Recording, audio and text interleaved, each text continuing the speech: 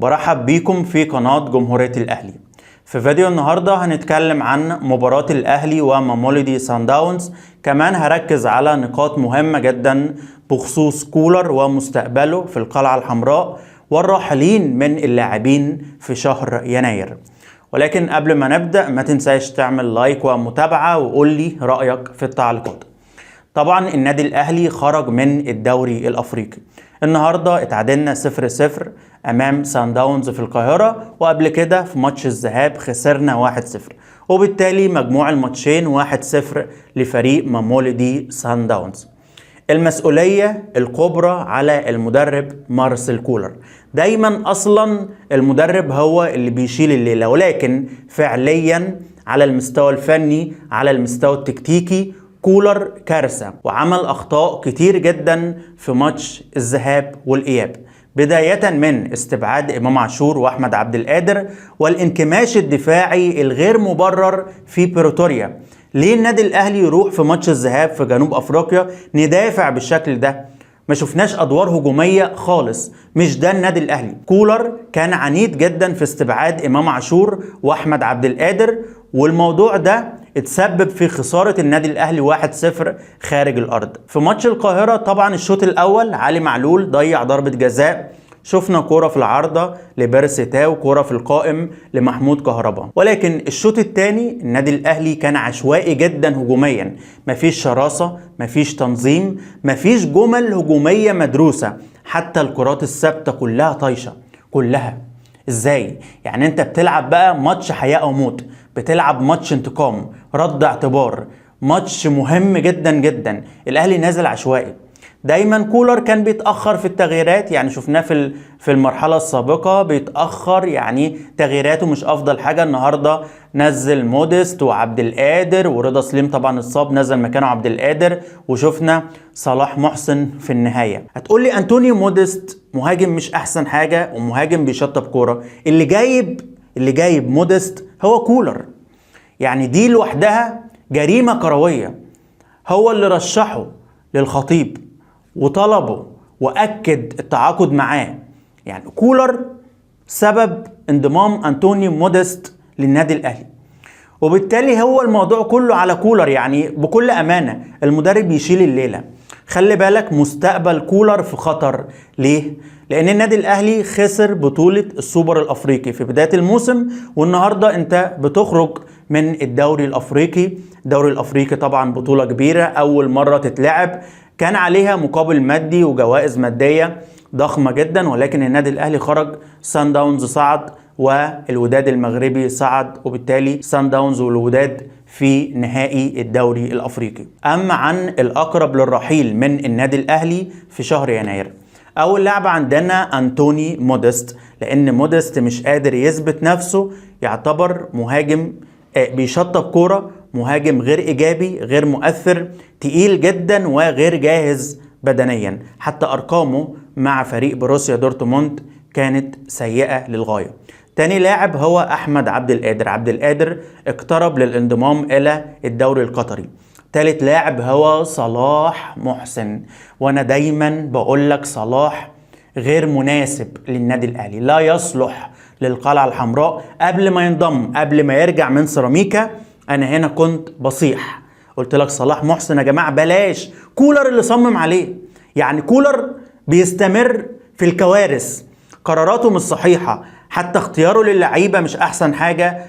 قال لك موديست وصلاح محسن يرجع، أوفا كان مرشح، أحمد ياسر ريان كان مرشح، ولكن إحنا عندنا مدرب عنيد، مدرب ليه دماغ لوحدها. أنا الصراحة ما شفتش فريق في العالم بيمتلك لاعب واحد في مركز الظهير الأيسر. مفيش غير النادي الأهلي بس اللي عنده علي معلول فقط في مركز الباك ليفت. ما ينفعش، ما هي دي مش كورة يا جماعة، يعني معلش ما ينفعش علي معلول لوحده بطوله كده في المركز ده. هو النهاردة ضيع ضربة جزاء عادي بتحصل، يعني كان ممكن قفشة ضيعها أو حسين الشحات أو كهربا، مش بتكلم عن الموضوع ده، لأن الحمد لله هو قدر من عند ربنا، قدر. احنا خسرنا او خرجنا من البطولة الحمد لله، ممكن عشان نصلح فيما بعد، ولكن بشكل عام انت ما عندكش بديل لمعلول. افترضنا يا عم اتصاب، غاب، اجهاد، ما هو كبر في السن والكيرف قل والبدني وقع. خلي بالك يعني بلاش انت تنتظر ان معلول يتحسن، لا هو في النازل، هو مش هيتطور. فكان لازم لاعب بديل لعلي معلول. تم ترشيح محمد شكري، قال لك انا مش عاوزه، انا عاوز كريم الدبيس. كريم الدبيس لاعب كويس. طب فين الدبيس؟ طب هل الدبيس هيستحمل الضغط اللي احنا فيه ده؟ ده انت مش مستحمله. ده علي معلول بيعيط. يعني علي معلول اللي هو لاعب خبره ولاعب كبير ولاعب متمرس وعنده تجارب، بص يعني شبح، بيعيط بعد الماتش من الضغط اللي عليه. هتقول لي كريم الدبيس؟ يبقى انت بتهزر. ده هزار بجد، هزار. لما لبس انا الليله الكولر ما تقوليش حرام يعني انا بشيله الليله كلها وبقول لك خلي بالك ممكن جدا يرحل، لان الاهلي فريق كبير. يعني الاهلي مش هيصبر كتير على كولر. الفرق الجماهيريه كده، انت خسرت سوبر افريقي، دوري افريقي، مش عارفين في الدوري المصري هتعمل ايه، مش عارفين في دوري ابطال افريقيا هتعمل ايه، والاداء في النازل. على فكرة ارقام النادي الاهلي في الدوري الافريقي مش جيدة. يعني احنا لعبنا كام ماتش؟ 4 ماتشات، سجلنا 3 اهداف واستقبلنا 4. سان داونز لعبوا 4 ماتشات، سجلوا 3 وما استقبلوش ولا هدف. دفاع قوي. النهاردة طبعا شفنا الاسد الاهلاوي اللي هو اكرم توفيق. اكرم وقف فريق سان داونز، فعلا اسد.